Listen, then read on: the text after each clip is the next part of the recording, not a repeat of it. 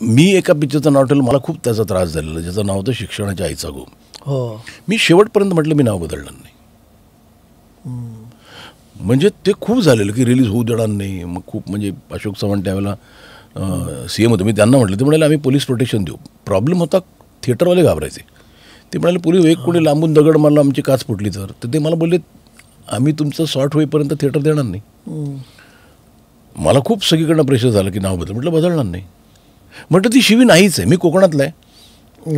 आणि म्हटलं जी सिस्टम आहे एज्युकेशन सिस्टम, त्याचा अजूनही मला त्याचा राग आहे.